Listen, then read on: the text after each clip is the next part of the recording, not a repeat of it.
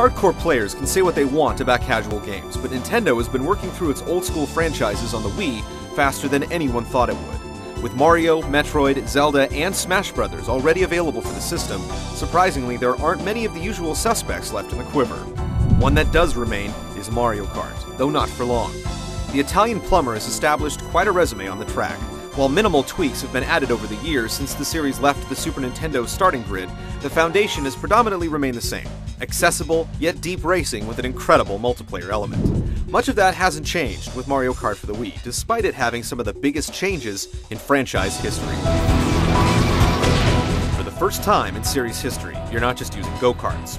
Motorbikes are included this time around, though from our limited playtime, they don't seem to handle all that differently from their four-wheeled counterparts. Both are rated as light, medium, and heavy, with each factoring into top speed, turning, and their ability to withstand contact.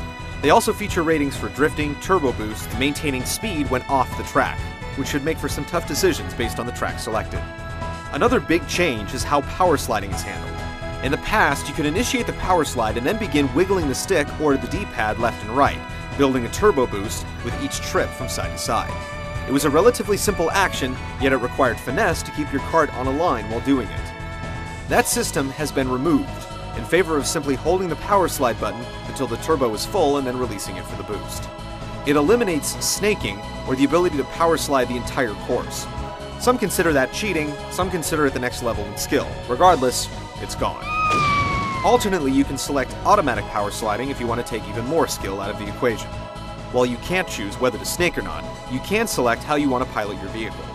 The game comes with a plastic steering wheel that you can snap the Wii remote into to steer like the real thing, although we definitely faced a learning curve while using it. You can also use the Wii remote and nunchuck, a classic controller, or a GameCube controller, so you don't have to use the motion controls if you don't want to. Gone are the tandem vehicles from Double Dash for the Cube. The Wii version reverts back to the classic single-rider gameplay, and there are well over a dozen different Nintendo mascots, with each one having their own set of tricks to perform out of some cleverly placed half-pipes and ramps. Land a trick, and you get a turbo boost.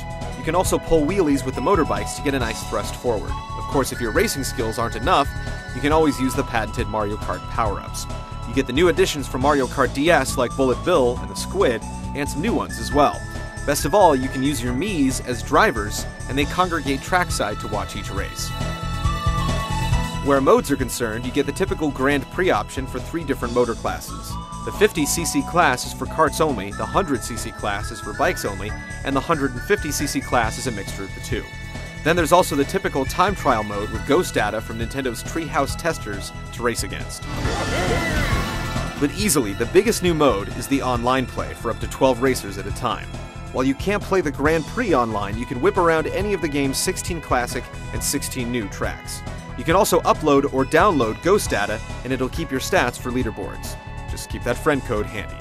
The options don't end there. You can also play team-based battle mode on 10 different maps, online or off, with up to 12 drivers, although the rules have changed a little bit. When you lose all 3 of your balloons, you can still continue the fight, because the scoring is points-based. The final piece of the puzzle is the Mario Kart channel. When you first boot up the game, it installs it to the Wii menu, allowing you to access rankings, tournaments, ghost data, and check for friends online without having to insert the disc. Based upon our time with Mario Kart for the Wii, we're just as excited as we are nervous. We can't wait to get online and flex our skills, but we have concerns that the game may have been simplified a little too much for the expanded audience of the Wii. We won't have to wait long to find out, as it's currently scheduled for release in late April, so stick around as we rev up our full review. See you next time!